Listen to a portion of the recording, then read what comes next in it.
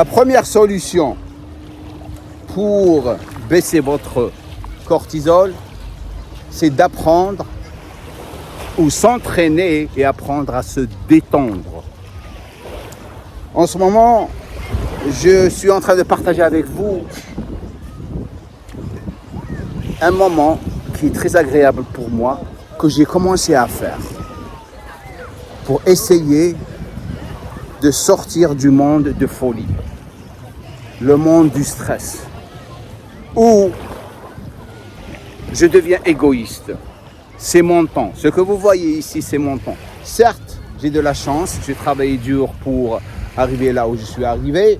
Je vis à l'île Maurice. Ça ne veut pas dire que vous avez besoin d'une plage pour vous détendre. Il y a plusieurs manières de se détendre. Vous pouvez faire des randonnées, vous pouvez faire du vélo dans une forêt ou dans un endroit où il n'y a personne. C'est ça le secret.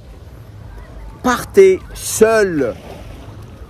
Il faut aller seul. Pourquoi? C'est là où vous allez commencer à vous poser des questions sur votre situation.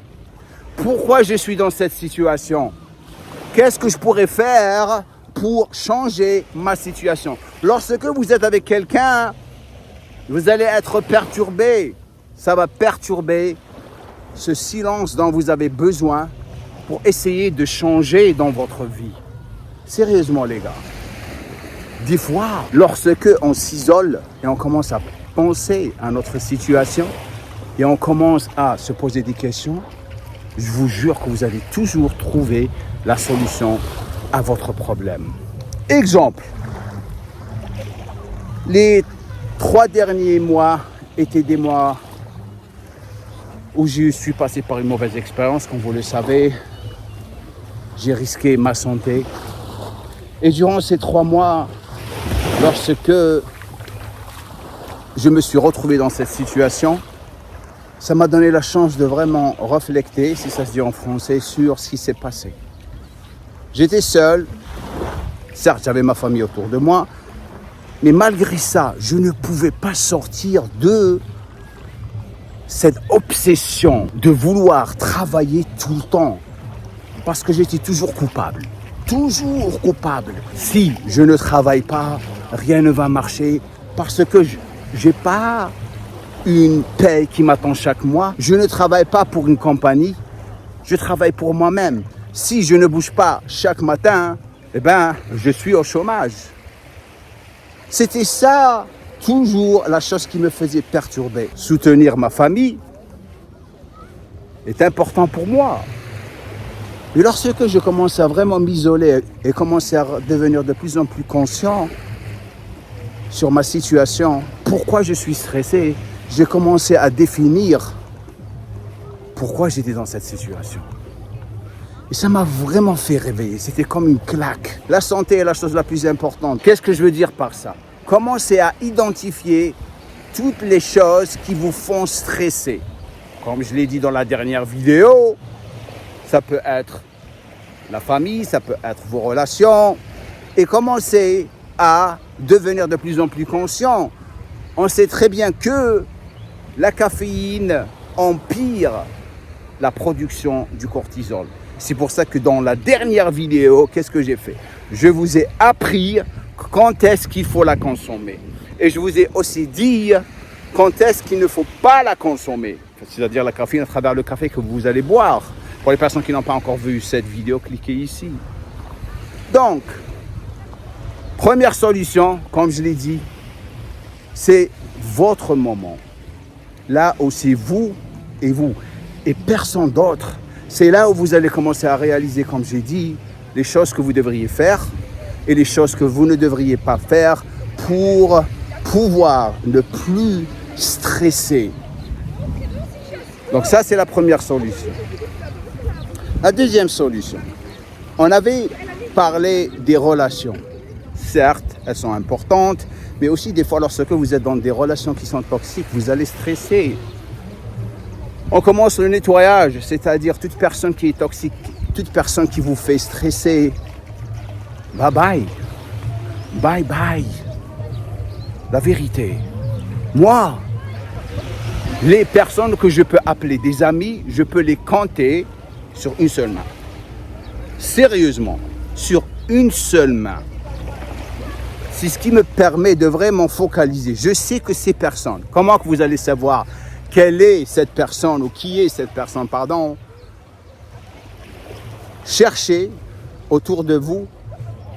En ce qui me concerne, je sais que lorsque j'appelle ces personnes à minuit, à 2 heures du matin, ils vont se réveiller, ils vont venir me voir. C'est ça les vrais amis. C'est aussi les amis à qui vous n'avez pas parlé pendant des années. Et lorsque vous leur parlez aujourd'hui, c'est comme si vous leur avez parlé hier. C'est ça les vrais amis. Maintenant, on passe à la deuxième section. On sait très bien que on a besoin d'énergie pour faire les choses dans notre vie.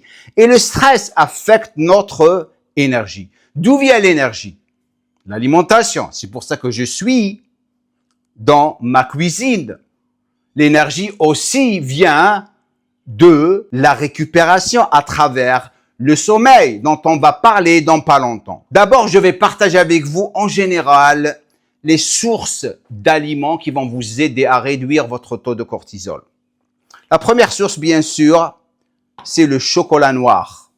Ok, très riche en magnésium, réduit le cortisol et aussi améliore le flux sanguin.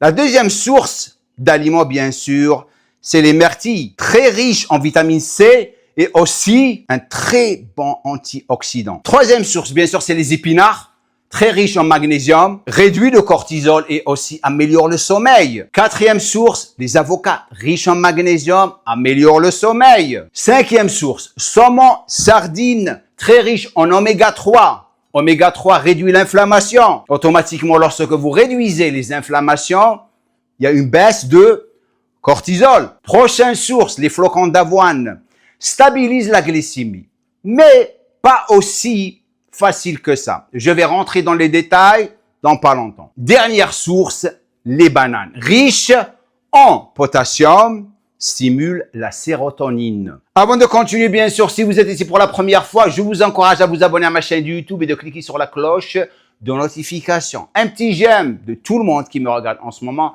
me fera vraiment plaisir. L'autre chose, dans la section des commentaires, dites-moi d'où vous êtes, qui vous êtes, quel genre de problème vous avez en ce moment. Est-ce que vous avez une baisse de libido? Est-ce que vous avez un bide? Est-ce que vous êtes en surpoids? Qu'est-ce qui vous dérange en ce moment? Ça va me permettre de vraiment focaliser sur un contenu spécifique qui va vous aider. Mais la chose qui va vous aider encore plus, c'est rejoindre mon groupe Facebook gratuit. Vous avez le lien au-dessous de cette vidéo. C'est là où vous allez découvrir ce que je fais derrière les coulisses et toutes les dernières nouveautés. Et aussi, il y a une super communauté de personnes comme vous qui ont beaucoup de problèmes et qui sont en train de les résoudre en ce moment. Maintenant, on va rentrer dans la répartition des macronutriments, qui sont glucides, protéines et lipides. On sait que la source d'énergie, c'est les glucides. On sait que la source de réparation musculaire et pour prévenir la sarcopénie, c'est-à-dire la perte de muscles, quelque chose que vous ne devriez pas avoir, c'est la protéine. Et bien sûr, la source d'un bon fonctionnement hormonal, c'est les lipides. Maintenant, on sait très bien, par rapport à ce que j'ai dit dans la dernière vidéo, les personnes qui ne l'ont pas encore vu, cliquez ici, qu'il faut stabiliser notre glycémie, c'est-à-dire les pics de sucre dans le sang. Pour le faire, il faut éviter tous les sucres raffinés, car ça perturbe la glycémie et automatiquement, ça augmente votre taux de cortisol. Vos sources de glucides doivent être 40 à 45% du pourcentage des macros que vous allez consommer durant la journée. Mais dans certaines situations, moins que ça. Je vais vous dire quand. Vos sources sont les suivantes. La plupart du temps, c'est toujours la même chose. Du pain complet, du riz basmati, des flocons d'avoine. Mais les flocons d'avoine, dans certaines situations, lorsqu'ils sont cuits dans de l'eau, ça augmente votre glycémie un petit peu. Donc, automatiquement, votre sucre va augmenter. Si vous êtes le type de personne qui se retrouve dans cette situation, comment que vous allez le savoir? Dès que vous consommez vos flocons d'avoine, vous allez avoir tendance à vouloir dormir. Ce que vous devriez faire tous, c'est de rajouter une source de lipides, comme beurre de cacahuète ou beurre d'amande. Ça va stabiliser tout dans le sang et vous n'allez pas avoir cette situation. Donc ça, c'est votre source ou vos sources de glucides. Vous pouvez aussi avoir des patates douces, du quinoa, super à consommer. Vos sources de fruits aussi importantes, riches en fibres. Et la plupart du temps, c'est toujours la même chose. Ok, c'est des pommes, des oranges, des kiwis. Restez avec ces fruits. Pas vraiment les pastèques. Banane, c'est ok le matin. Si vous prenez des flocons d'avoine et vous avez votre source de lipides comme le beurre de cacahuète ou beurre d'amande, vous pouvez les consommer. Maintenant, on va passer à la deuxième source ou le deuxième type de macro. Et ça, bien sûr, c'est la protéine, responsable pour la construction, réparation des fibres musculaires. Dans cette situation, j'ai mes sources favorites. Les œufs, que j'achète tout le temps. Poisson, que ce soit bleu, blanc, j'adore le poisson. Je suis à l'île Maurice, j'achète tout le temps du poisson. Et j'adore manger du sushi. Aussi du poulet. Je ne complique pas trop les choses. OK? Maintenant, il va y avoir des personnes qui vont me dire, Djamo, la viande rouge. La viande rouge, c'est super bon de la consommer 1 fois à 2 fois par semaine. Maintenant, si vous êtes en surpoids, restez avec le poisson, le poulet et les œufs jusqu'à ce que vous perdiez votre poids. Et là, vous pouvez revenir à la viande rouge 1 fois à 2 fois par semaine. Maintenant, je sais qu'il y a beaucoup de personnes qui vont commencer à dire « Oh, le cholestérol et tout ». Écoutez les gars, j'ai déjà fait une vidéo sur le cholestérol où j'explique tout. La vérité derrière le cholestérol. Regardez cette vidéo. Elle va vraiment, vraiment vous aider. Donc, aussi, j'aime consommer yaourt grec avec des myrtilles et du chocolat noir. Ça, c'est ma collation favorite, les gars. J'adore faire ça. Spécialement comme un snack. OK? 150 grammes et le chocolat en haut. Avec aussi attendez. Avec la cannelle. Oh, ça stabilise encore plus les pics de sucre dans le sang. Et c'est ça notre but avec le cortisol. On veut pas vraiment avoir des pics parce que le cortisol est une hormone hyperglycémiante. Donc, pourcentage de glucides 40 à 45%. Protéines 25 à 30%. Le reste, c'est pour les lipides. Les sources de lipides, c'est toujours les mêmes sources. Huile d'olive, avocat, huile de poisson. C'est ça vos sources. Maintenant, j'aimerais revenir à la consommation glucidique. J'avais dit que c'était 40 à 45% de votre total de macros journalier. Mais dans certaines situations, par exemple, ma situation et la situation de beaucoup de clients avec qui j'ai travaillé, on avait remarqué avec certains clients, spécialement les personnes qui sont surpoids, obèses, c'est que lorsque on a augmenté leur consommation protéique à presque 55-60% de leur calories ou consommation calorique totale, on a remarqué qu'ils avaient moins de fringales, ils perdaient le gras plus rapidement et aussi, ils avaient tendance à changer leur composition corporelle plus rapidement que les personnes où on avait réduit la consommation protéique et augmenté un tout petit peu la consommation glucidique. Donc, tout dépendra des cas des personnes et tout ça va dépendre de la génétique de la personne. Si je veux résumer tout, la source d'énergie, c'est les glucides. La source de la construction du tissu musculaire et réparation musculaire, c'est la protéine. Et la source pour un système hormonal fonctionnel, spécialement la production de votre testostérone, c'est des bonnes sources de lipides.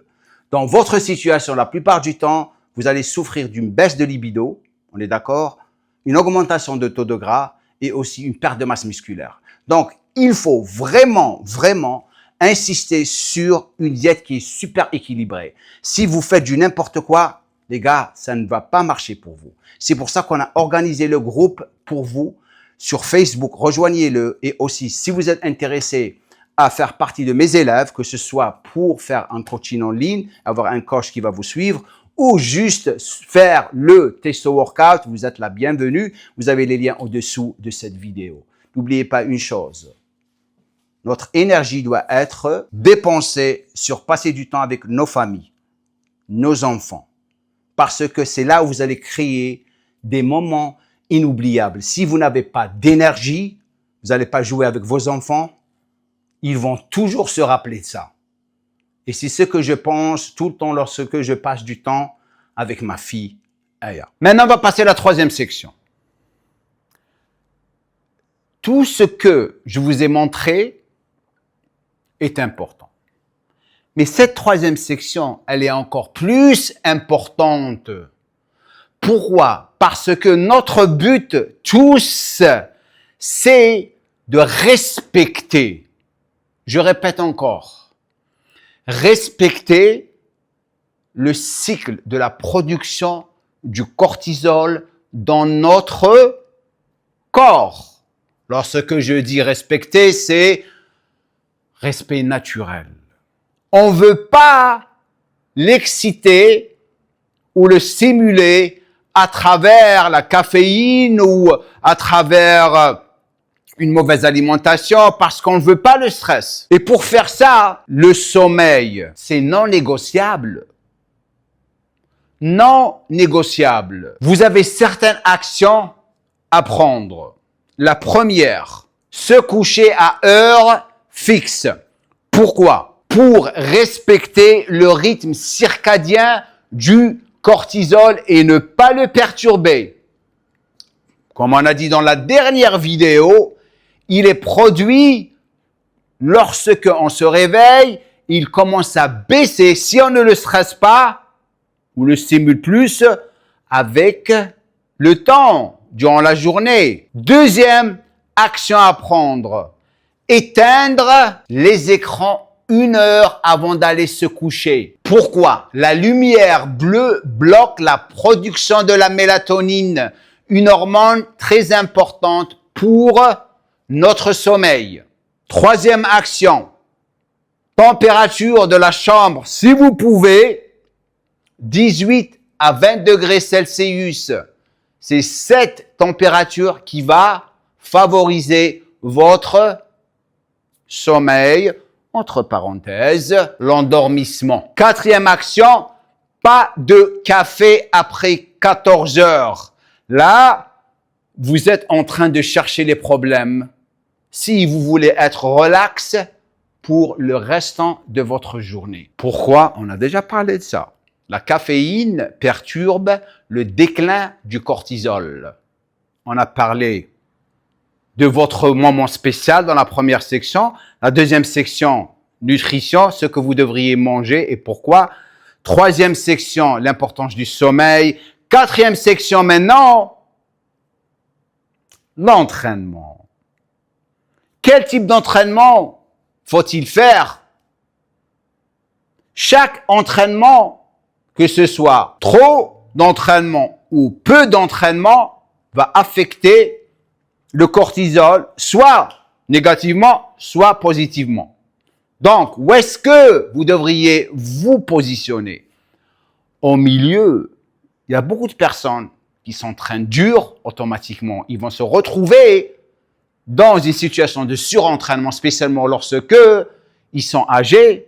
Et il y a des personnes qui s'entraînent moins, et là, ils ne font pas suffisamment d'entraînement pour avoir les résultats désirés. Maintenant, si on veut faire, par exemple, du yoga, le yoga, en quelque sorte, réduit la production du cortisol. C'est une super discipline ou sport à faire. La musculation, modérée, 45 minutes avec une intensité adaptée à votre niveau. Il faut la cultiver avec le temps. Vous ne pouvez pas commencer à vous entraîner directement dur. Là, vous allez vous retrouver dans une situation de surentraînement et la plupart du temps, même abandonné, car vous allez avoir mal. Combien de séances par semaine vous devriez faire? 3-4 séances par semaine. C'est exactement pourquoi on a créé le Testo Workout pour vous. Pour les personnes intéressées, vous avez le lien au-dessous de cette vidéo. Tout ce que vous avez à faire, c'est de cliquer sur le lien et rejoindre notre programme de Testo Workout. Et en plus, j'ai créé une réduction de 10% sur le programme. Donc, profitez. En plus de ça, la musculation, comme on a dit auparavant, et je le répète encore une deuxième fois, a un effet positif sur la production de testostérone. Donc, le plus votre testo augmente, le plus votre cortisol descend. Le plus votre cortisol monte, le plus votre testostérone va être basse. Maintenant, ce qui concerne le cardio. Plus de 1 heure de cardio, c'est un surentraînement. C'est trop. Le cardio doit être basé et adapté à travers les facteurs suivants. Votre capacité cardiovasculaire que j'ai déjà mentionné dans le passé, votre endurance et aussi votre niveau débutant, intermédiaire, avancé. Aussi, prenez en considération votre santé articulaire, votre poids du corps. Quelqu'un qui est en surpoids ne peut pas courir. Quelqu'un qui a mal au dos, au genou, ne peut pas courir. Il faut toujours prendre en considération ces situations ou facteurs. Vous allez avoir 2 types de cardio. Le lisse, entre parenthèses, cardio à basse intensité, et le HIIT. Ça, c'est le cardio fractionné. Vous pouvez les faire tous les deux, mais prenez toujours en considération votre niveau et votre capacité cardiovasculaire, comme je l'ai dit auparavant. Maintenant, on arrive à la dernière section, la gestion active du stress. Eh bien, ça s'entraîne à travers quoi? Certaines actions que tout le monde doit prendre. Première action, technique respiratoire cohérente cardiaque. Entre parenthèses, juste des séances de 5 minutes, 3 fois par jour, pour relaxer.